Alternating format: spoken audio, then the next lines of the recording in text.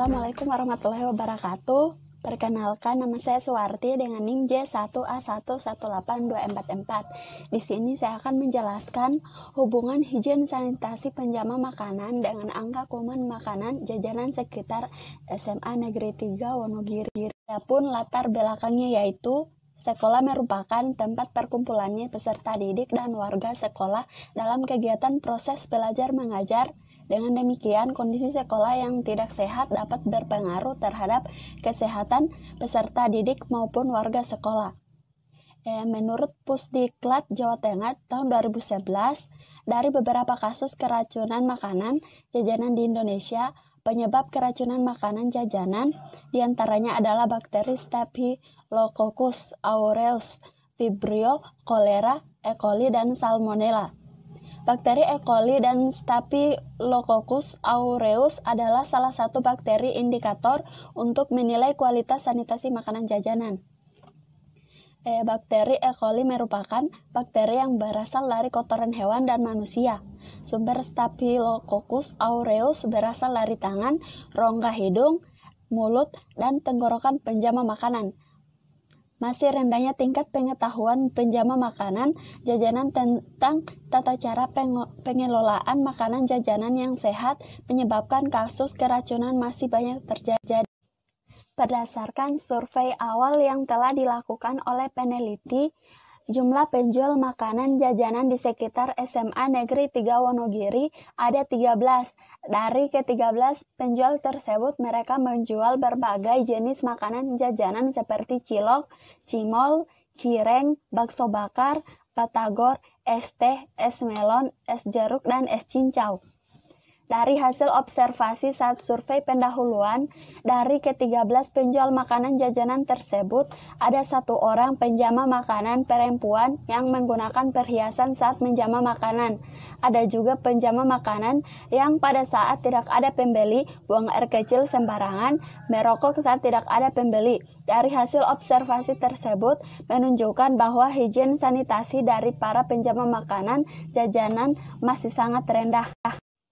Adapun alat dan bahan yang digunakan yaitu pipet steril, inkubator, rak tabung, termometer suhu, stomacher, tabung reaksi, koloni counter, petri steril, water bed, polybag steril. Bahannya yaitu sampel makanan dan minuman. Untuk sampel makanan yang berbentuk padat dihaluskan terlebih dahulu dengan stomacher dan mortar yang steril.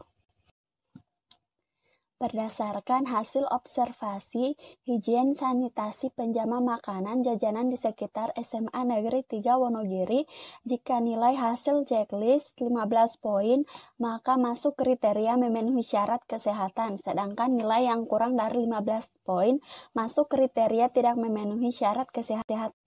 Berdasarkan tabel 2, bahwa higien sanitasi penjama makanan sebagian besar 61,54% adalah tidak memenuhi syarat. Para penjama makanan sebagian besar tidak memperhatikan personal higien pada saat berjualan makanan minuman jajanan. Salah satu contohnya adalah mereka berjualan sambil merokok. Ada juga penjual perempuan yang berjualan dengan memakai perhiasan di tangannya, padahal hal ini tidak diperbolehkan dalam aturan. Berdasarkan dari hasil pemeriksaan Laboratorium Kesehatan Kabupaten Sukoharjo terhadap koloni angka kuman, ada 2 jenis makanan minuman jajanan yang tidak terdapat koloni angka kuman, yaitu es melon dan cireng. Hal ini disebabkan pengambilan sampel 2 jenis makanan minuman tersebut dilakukan pada saat jam istirahat pertama, sehingga belum terjadi kontaminasi dari udara luar. Selain itu, berdasarkan observasi yang telah dilakukan, es melon dikemas dalam suatu wadah yang tertutup rapat dan dibuka saat ada pembeli yang membeli saja. Selain itu, es batu yang digunakan adalah jenis cetakan kotak-kotak dari air matang.